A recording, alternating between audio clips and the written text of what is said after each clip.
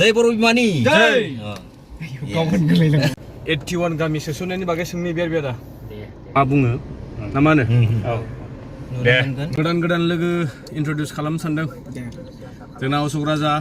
ओरै जेबि ब्लग्स आरो नै जोंहा बियादा हेलौ स' जों दिनै मोनसे गोनांथार आपडेट्सनि सायावहाय नोंथांमोननो भिडिअ लाबोनो थांगासिनो दं दा मोनसे प्रग्राम फैबावदों बे जोब्बानो बै भिडिअखौ जोङो पार्ट बाय पार्ट माने नोंथांमोननोहाय दिन्थिनो थांगोन बेनि सिगां आङो अशोक राजानावहाय मोननैसो बाथ्रा सोंनो सानो दाखालि बावै जे एनुवेल कनफारेन्स थांबाय एबसुनि बेनि उनाव मा जादों मा जायाखै बेखौ बारा सावरायथ'ला बे क्रकडाइल टियार्ससो बुंदों माने गोलेरनि मोदै आरो बेनि सिगांबो जों मोनसे जाथाय बिदि नुखांबाय बर्तमाननि CM प्रमद बर' बिथांनि थिग बे एखेनो माने गोलेरनि मोदै दा बेनि सोमोन्दै नोङो मा सानो बे मोदैया बहानिफ्राय गयो आरो बोरै गयो आरो बिदि समाव मानो गयो मोनफ्रोमबो माने ओरैबायदि माबा जाना दं माने मोनफ्रोमबो जोंनि BTC बिसायख'थि सेराव माखासे ओरैबायदि माने ओरैबायदि मोनसे ड्रामा दिन्थिनोबो रोंगौ माखासे सानैसो लिडारफोरा जाय ड्रामाखौ बिसोरनि मेगननि मोदैनिफ्राय गफानाय जिथु माने मोदै बेखौ नुनानै माखासे रायजोफोरा माने नोंथारगौ बायदि साननानै फोथायफ्लेनानै जुदि बेफोरबायदि लिडारखौ जुदि सापर्ट होनो थाङोब्ला जोंसो आन्दायगोन खिन्थु बै लिडारफ्रा आन्दाया जोंखौ आन्दाय होनानै दोनगोन बेनिफ्राय जोंखौनो जाम्बा जाम्बि खालामनानै जोंनि बेसेनखौनो बिसोरो आन्दोआव माने गावसोरनि माने पकेट पार्सनेल बेनिफिट्सआव बिसोर माबा खालामनानै लांगोन आरो दा बेखायनो फार्स्ट अफ अल जों रायजो राजाफ्रा एलार्ट जानांगौ जोंनि बे BTCखौ बासायनोब्ला जोंनि बर' हारिखौ बासायनोब्ला दिनैनि समाव पलिटिकेलाबो जोंनि थाखाय मस्ट इम्परटेन्ट गतिके पलिटिकेल सिस्टेमाव सोर लिडारनि दैदेननायाव जों एसेब्लाबो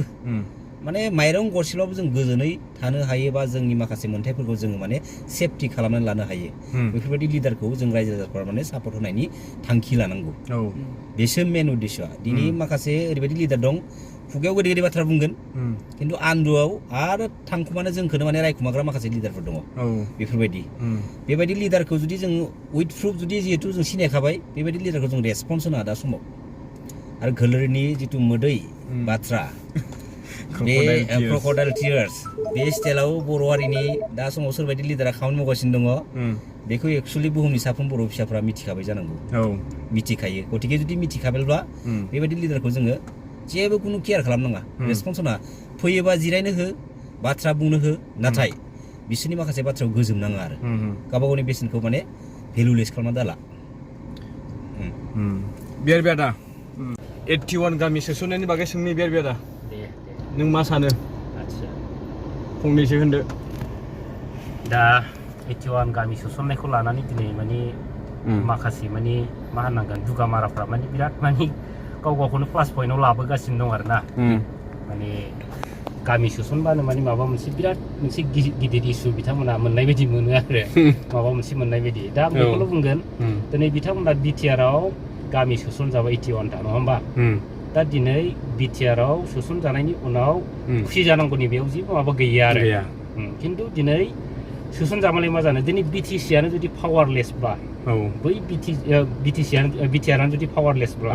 माने बै BTRजों थानानै माने बिथांमोना मा प्रफिट जागोन आं दिनै बेखौसो बुंनो लुबैदों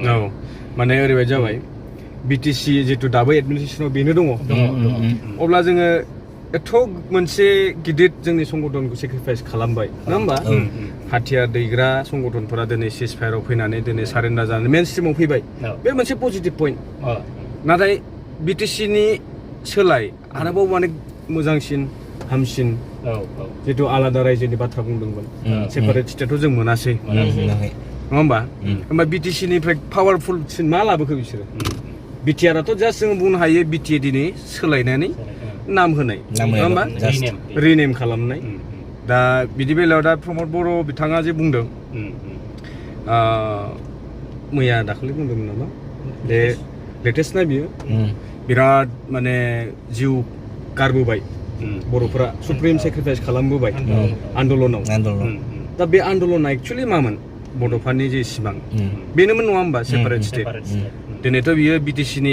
बेलेग सेपारेट जोंनि एडमिनिस्ट्रेसनथ' लाबोनो हायाखै बेनि आन्दारावनो दं गभर्नमेन्टआबो बेनो नङा होमबा